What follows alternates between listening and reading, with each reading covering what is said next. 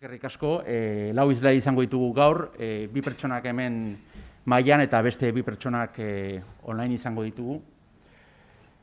Proyecto interesgarri batekin, un proyecto muy interesante que persigue reducir las secuelas cognitivas de aquellos pacientes que son intervenidos por un tumor cerebral.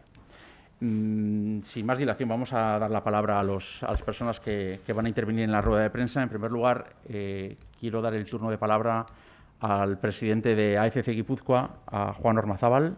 Bueno, estamos hablando de investigación y la investigación es algo consustancial con nuestra propia actividad de la asociación, con la de esta Junta también. Es uno de los pilares, de los tres que tenemos de atención, prevención. La investigación es uno de los pilares importantes. Y siempre que los recursos nos alcanzan para hacer investigación, damos prioridad a esa actividad.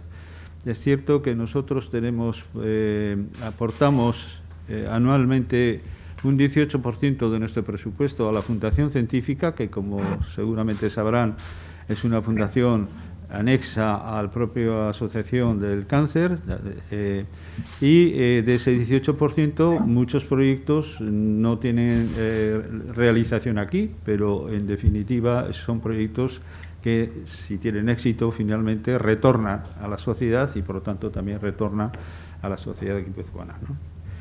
Pero bueno, ahora hemos venido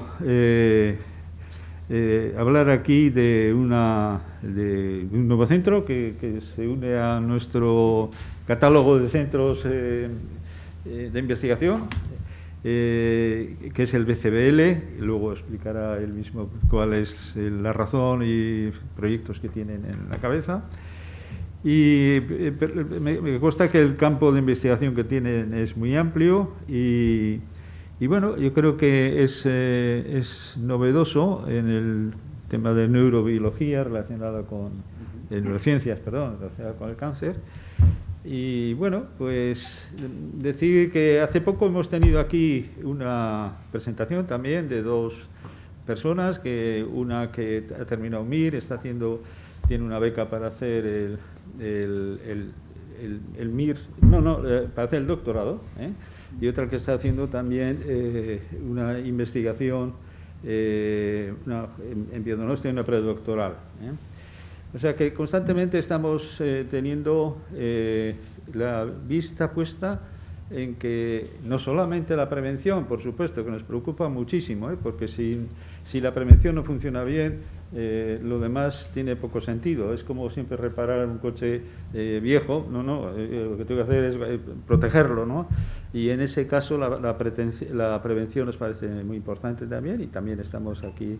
Y yo creo que todo lo que estamos haciendo a través de la investigación redunda también en la prevención, seguramente porque se descubren nuevos orígenes del propio cáncer que son seguramente por distintos caminos atendidos para evitar que se produzcan, ¿no? Y bueno, yo con esto lo que quería simplemente es agradecer a BCBL por unirse al carro con nosotros y desearles que el proyecto que van a acometer pues tenga mucho éxito, sobre todo para los pacientes y los posibles enfermos que hayan de aquí en adelante. Nada más, muchas gracias. Eskerrik asko, Juan. Me gustaría también que interviniera a continuación el doctor Carreiras. Manuel Carreiras es el director científico del BCBL y también es el profesor de Iker Basque. Manuel nos va a contar en qué consiste este proyecto. Doctor Carreiras, cuando usted quiera. Le escuchamos. Kaixo egunon denoi. Bueno, en primer lugar, muchas gracias a la asociación por habernos concedido la posibilidad de llevar a cabo este proyecto que escribiré raíces hace unos años en donde nos conocimos Íñigo, el doctor Pomposo y yo allá por Chile, y empezamos un poquito esta historia novedosa. El objetivo son los gliomas de bajo grado, son tumores cerebrales de bajo crecimiento que afectan a las funciones cognitivas, ¿no? Y debido a ese lento crecimiento, hacen desplazamiento de funciones cognitivas de una parte del cerebro a otras partes del cerebro. La cirugía más efectiva, la aproximación más efectiva para estos cánceres es la que se llama la cirugía de paciente despierto. ¿En qué consiste esa cirugía? Bueno, pues el paciente llega al quirófano, los cirujanos abren el cráneo y despiertan al paciente. Entonces, estimulan distintas áreas alrededor del tumor mientras el paciente está realizando una serie de pruebas, como por ejemplo puede ser la denominación de dibujos.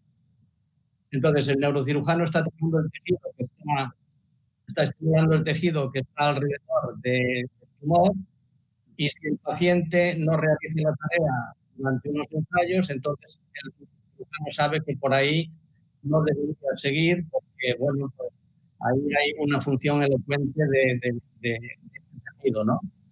Entonces, ¿cuál es nuestra función? Nuestra función, y esta es uno de los objetivos del proyecto, es desarrollar mejor esta técnica del paciente despierto, desarrollando tareas que activen distintas áreas del cerebro y entonces podamos utilizar esas distintas tareas para mejorar el neurocirujano el conocimiento del tejido que está mal y que puede sacar. Bueno, junto con ese objetivo grande que es mejorar los protocolos para ayudar a los neurocirujanos a que tomen las mejores decisiones sobre RSK y dónde, hay otros dos objetivos. Como decía antes, el de bajo grado es de lento crecimiento y entonces desplaza las funciones cognitivas. Eso nos permite ver efectos de plasticidad cerebral y de conectividad entre distintas áreas del cerebro, y conocer mejor cómo funciona la máquina. Y hay un tercer objetivo muy ambicioso, vamos a ver si conseguimos lograrlo, y es poder predecir antes de la operación cuál va a ser el resultado después de la operación y cuál va a ser esa rehabilitación. Para eso, ¿qué es lo que hacemos? Pues los pacientes, antes del día de la cirugía, vienen al BCBL, durante 2 días les hacemos un montón de pruebas, tanto neuropsicológicas como pruebas de neuroimagen, con resonancia o con electroencefalografía, para realizar un estudio completo de cómo está funcionando el cerebro antes de la operación, que ya no es un cerebro sano, que es un cerebro que está sufriendo y entonces no es un cerebro normal porque ya tiene todas sus funciones. Y entonces, con toda esa información, tenemos la información durante la cirugía y tenemos información posterior sobre la rehabilitación. Lo que queremos es intentar ver si podemos predecir el resultado de esa rehabilitación antes de la cirugía. Y esos serían básicamente los 3 grandes bloques, los 3 grandes objetivos. Primero, mejorar el protocolo de actuación para tener distintos tipos de tareas dependiendo de dónde esté el tumor cerebral y para informar por ello al cirujano para que tome las mejores decisiones. En segundo lugar, intentar entender mejor la plasticidad cerebral, a qué direcciones o qué circuitos cambian cuando aparece el tumor. Y en tercer lugar, la predicción, es decir, cómo podemos a partir de la información que tenemos antes de la operación, muy efectiva con técnicas de neuroimagen y técnicas conductuales, poder producir esa rehabilitación. Esos serían los 3 grandes objetivos que nos hemos marcado y que esperamos poder conseguir al menos parcialmente durante los próximos años. Y para ello, pues es importantísima la colaboración entre estas 2 entidades, entre Osakidecha, Cruces, el Hospital Cruces y el BCBL. Egunon, danori. Lehenengoan, esan behar dizuet oso pozik nago hemen egotea. Niretzat oso garrantzitsua da pazienteekin konektatzea ospitaletik kanpo. El colaborar con asociaciones de pacientes fuera del entorno hospitalario es una labor que yo considero que es obligatoria que la hagamos los facultativos. De hecho, en el Hospital de Cruces colaboramos estrechamente con una sociedad de espina bífida, que tienen secuelas importantes.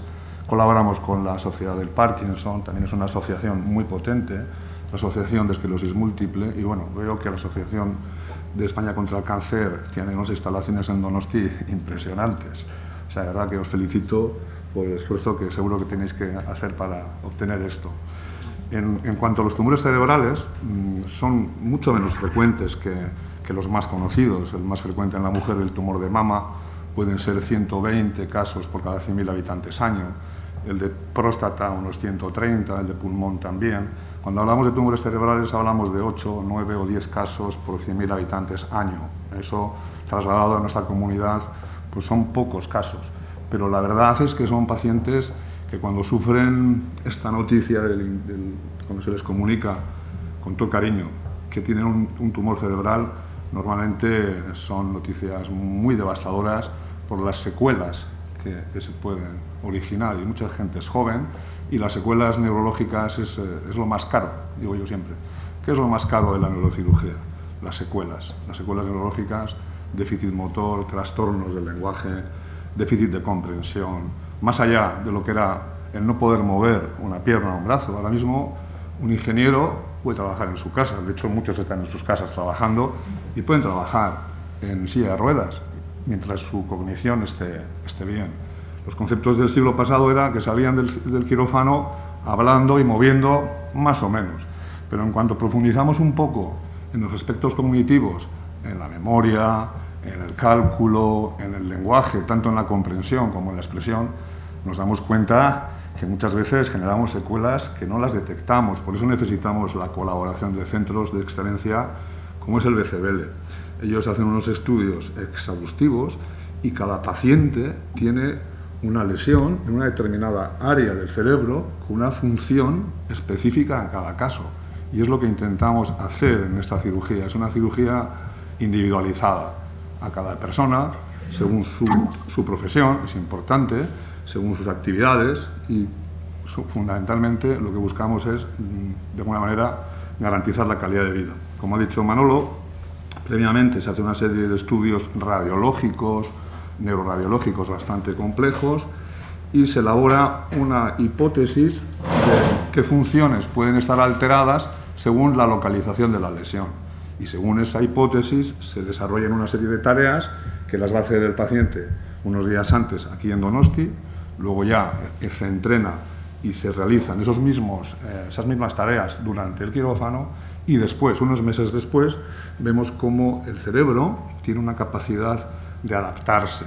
Hemos resecado una parte del cerebro y vemos cómo las conexiones cerebrales pueden readaptarse y recuperar algunas funciones en una capacidad que tiene el parénquima cerebral en regenerar conexiones en lo que llamamos la neuroplasticidad.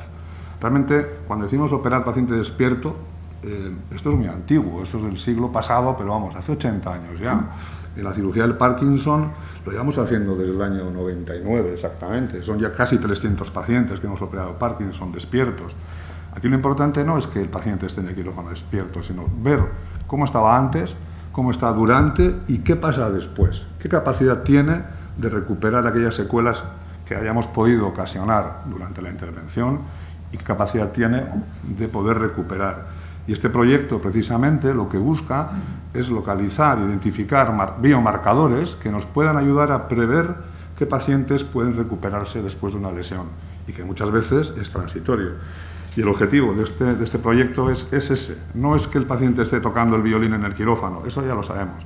Es cómo vamos a poder discriminar después qué pacientes van a poder recuperar esa secuela, ese déficit neurológico, que hemos dicho que es lo más importante en nuestros pacientes. Yo creo que eso es un poco el alma de nuestro trabajo, y en ese equipo, pues claro, interviene el equipo de anestesia, el equipo de rehabilitación, la enfermería quirúrgica, porque hay que montar un quirófano un poco especial, el BCBL, Santiago Gil Robles, que colabora también desde Madrid y que viene también con frecuencia al hospital, el Instituto de Investigación, Biocruces, también aporta mucho en este estudio. O sea que es un proyecto que además tiene una característica, que el que se acerca a él se siente enganchado y quiere participar. Y por eso yo en eso estoy muy contento y orgulloso. Este vídeo es uno de los primeros pacientes donde se ve la colocación durante el proceso que realizamos las pruebas. Este es un paciente bilingüe, entonces sí que hemos visto cómo en algunos pacientes la vocalización del lenguaje en determinadas áreas, en pacientes que son bilingües, pueden encontrarse en diferentes zonas del cerebro, estimulando durante la cirugía del paciente despierto y realizando tareas duales en euskera y en castellano, pudimos ver cómo había zonas donde había dificultad con el castellano y otras zonas dificultad con el euskera. Es un tema interesante, muy interesante, el poder estudiar aquí durante la cirugía del paciente despierto el fenómeno del bilingüismo y conocer también mejor cómo es difícil encontrar pacientes bilingües a 50-50. Es muy difícil, siempre hay un idioma, el idioma materno y luego el segundo. Pero bueno, es un campo también a explorar, de pacientes que durante la intervención nos vamos a hacer tareas en lo que llamamos el switching euskera-castellano. Este es uno de ellos, y de hecho su segundo idioma era el euskera, le costó un poco recuperar, pero volvió a trabajar en euskera también, en castellano, es un ingeniero, y bueno, la verdad que fue una cirugía muy de las primeras que hicimos, y donde además el testimonio de él es muy interesante, puesto que habla de que fue una experiencia agradable y que bueno, en ese sentido los pacientes cuando están en el quirófano no sufren dolor, el cerebro no duele, por cierto, el cerebro no duele. O sea, el parénquima cerebral, una vez que has llegado al cerebro, no sufre dolor. Sí que es el órgano que percibe el dolor cuando hay un estímulo exterior, pero justamente si el estímulo es directo en el cerebro no percibe dolor. Entonces, en general, los pacientes reportan una sensación agradable y sin dolor. Entonces, ahí se le ve cómo están pasando unas pruebas de una serie de objetos, que las pruebas pueden ser sencillas, de nominar objetos, o generar verbos, o generar oraciones. Según qué tareas estemos pasando, vamos a ver qué circuitos del cerebro estamos explorando. Cuando nominamos un objeto, activamos unas zonas del cerebro. Cuando realizamos o generamos verbos, activamos una zona del cerebro más dorsal. Ya podemos dividir el cerebro en ventral y dorsal y luego vamos añadiendo el estudio de funciones según sea el hemisferio izquierdo, el hemisferio derecho. También vemos pacientes que siendo diestros tienen también una dominancia hemisférica compartida y todo eso también es muy, muy interesante. Aquí está Manuel Carreiras precisamente en el quirófano, dentro del quirófano también con nosotros y después de cerrar hacemos unas resonancias de control. Vemos muchas veces que la resección que hemos conseguido es mayor de lo que habíamos pensado inicialmente y justamente si avanzas un poquito veremos un poco el testimonio, así le podemos oír a nuestro amigo John. Cuando empezamos con esto y yo recibí la información del tipo de operación que iba a recibir, la verdad que causó muchísimo miedo porque la perspectiva era complicada, desde luego. Luego cuando llegamos a la operación, bueno, además de toda la práctica que hubo en torno a lo que hablaba y a las pruebas que se iban a llevar dentro de la propia cirugía, pues luego en la operación no resultó, no sentí nada de dolor, no sentí absolutamente nada. Es más, recuerdo muy bien todo lo que pasó en ese momento justo, pero sí que decía hasta bromas respecto a alguna imagen que salió. Comentaba la chica que saltaba con la rana, que ahí estaban saltando la chica y la rana, no solo la chica, como dije hasta ese momento. Nosotros en un proyecto de investigación y prevención queríamos investigar un poco cuáles son los factores de riesgo del cáncer y entre ellos las sustancias químicas que impacto tienen en la generación del cáncer, ¿no? Y estamos haciendo ya un proyecto con Biodonosti en el que se ha hecho, pues, desde el punto de vista informático, con dos palabras, casar cáncer con sustancias químicas y creo que salían, corrígeme, 6 millones de referencias, ¿no? Bueno, al final de esos 6 millones de referencias, pues dices, muy bien, pero ¿cómo trabajo yo con todos estos datos, no? Entonces se pensó con Biodonosti hacer un proyecto. En principio se pensaba que era por la extensión, como has dicho tú, de mama mucho mayor que otros tipos de cáncer, pero finalmente nos declinamos, se inclinaron los especialistas en el glioblastoma, que como has dicho tú es un cáncer también muy poco frecuente, pero muy agresivo. Correcto, sí, sí. Y entonces ahí está el doctor Ander Mateu, que conocerás, pues, que es el líder de ese proyecto y que, bueno, están empezando, ¿no?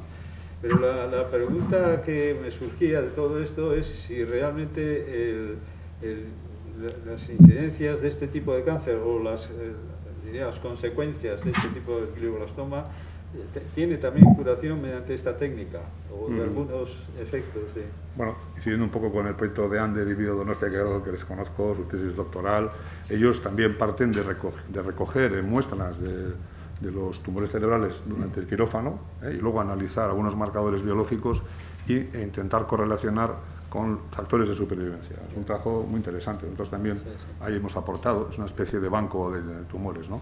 Entonces, dentro de los tumores, inicialmente, la aplicación inicial de esta cirugía va en los gliomas de bajo grado. Los gliomas son 4 grados, vamos a decir, aunque con el avance en el conocimiento de la biología molecular, ahora hay más moléculas que se han identificado, y entonces ya se subdivide cada grupo en unos cuantos. De hecho, el año 2016 la clasificación de los tumores cerebrales a nivel de la OMS fue modificada y a partir de ahí vamos aprendiendo cosas, pero todavía en el glioblastoma se nos resiste. Pero, sorprendentemente, en algunos casos en los que hemos ido a hacer la cirugía paciente despierto en glioblastomas con poca expectativa de conseguir mucho éxito, pues hemos conseguido hacer resecciones importantes. Y uno de los factores pronósticos en los glioblastomas es conseguir una resección que sea mayor del 80%. Y si nosotros al despertar aumentamos el margen de resección, que es muchas veces lo que podemos conseguir, estamos modificando el pronóstico. Pero es verdad que el pronóstico del glioblastoma son unos 14 meses de supervivencia. Es un tumor muy agresivo. Entonces, sobrevivir 2 meses más puede ser estadísticamente significativo, pero claro, tampoco es un tiempo, pero así vamos, poco a poco.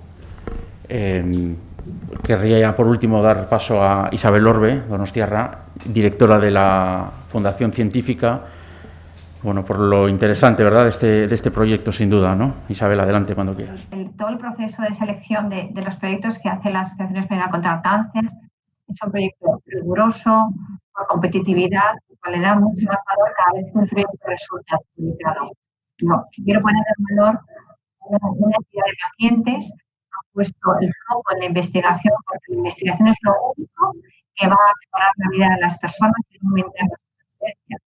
Acabamos de investigar, es una sociedad que deja de investigar, se empobrece, se debilita y acabará siendo sacarada por otras sociedades. Yo creo que lo que está haciendo la ETC es un ejemplo enorme del apoyo que hace la investigación en todo el país, es poner a la ciencia donde tiene que estar.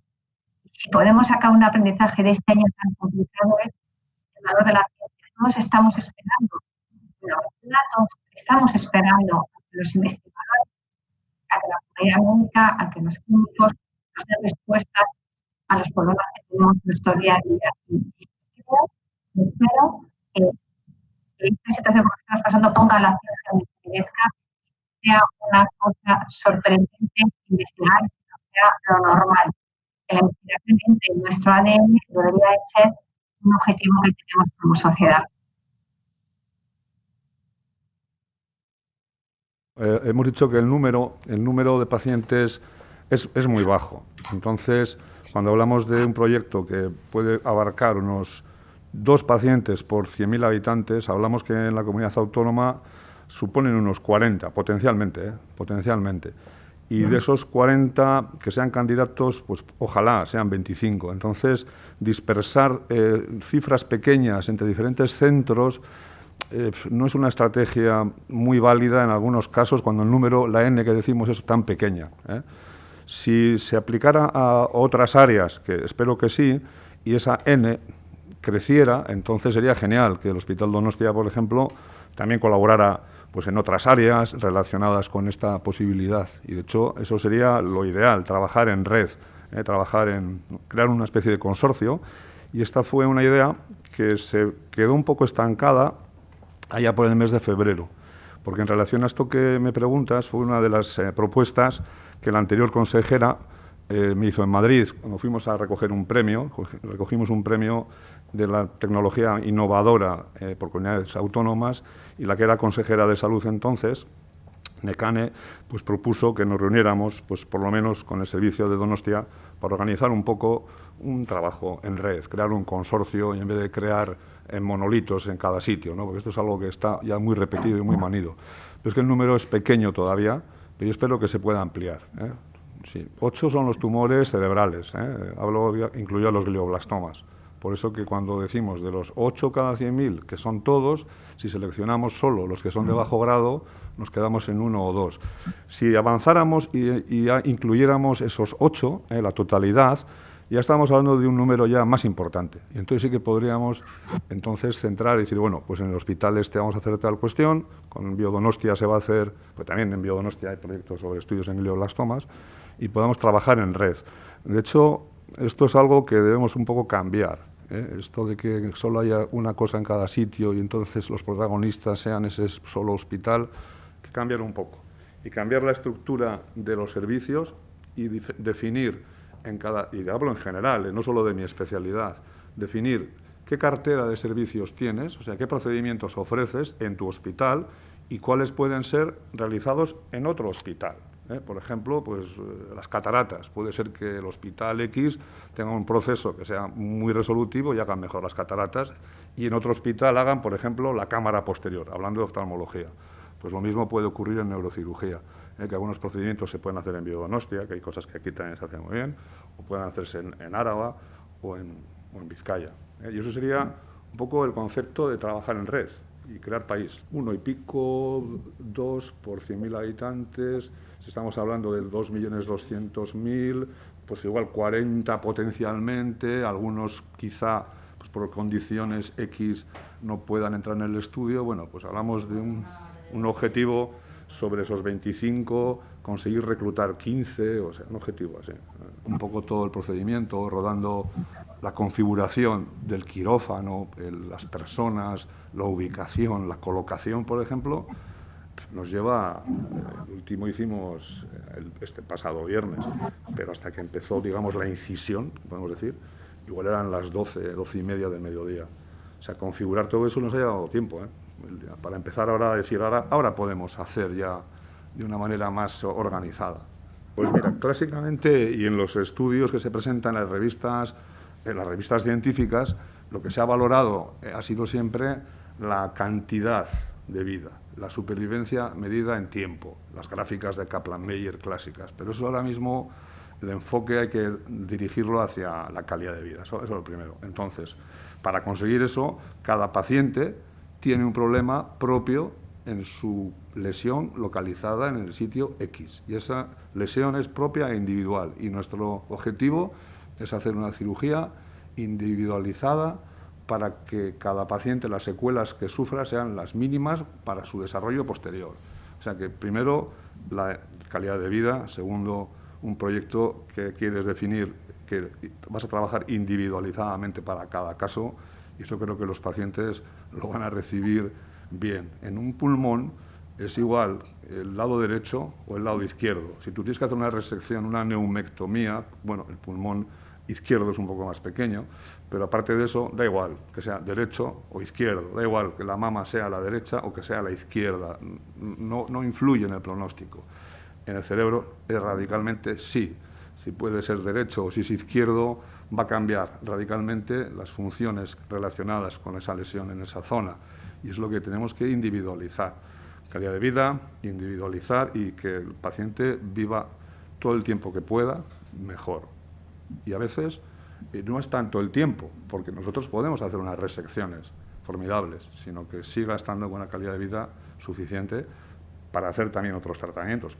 Bueno, tengo alguna presentación ahí, algunas tareas. Hay una herramienta que hemos ido desarrollando y el BCB le haya puesto mucho esfuerzo, y es una herramienta muy bonita que se llama el Multimap, que en función de dónde está localizada la lesión vas a hacer algunas tareas que pueden ser nombrar objetos en castellano o en euskera, generar verbos o trazar líneas donde dices, bueno, tú ves una línea y vas a trazar el punto medio de esa línea. Si tienes un problema de reconocimiento espacial vas a fallar. Si quieres hacer pruebas también de cálculo, haces pruebas numéricas. O sea, puedes hacer muchas pruebas, también de audición. hemos empezado a hacer pruebas de reconocimiento de sonidos o reconocimiento de otros objetos y podemos ir ampliando un poco la batería de pruebas. Entonces, esas pruebas se hacen aquí en Donosti, el paciente se entrena, no consiste en suspenderle, consiste en que sepa bien lo que luego en el quirófano se va a hacer.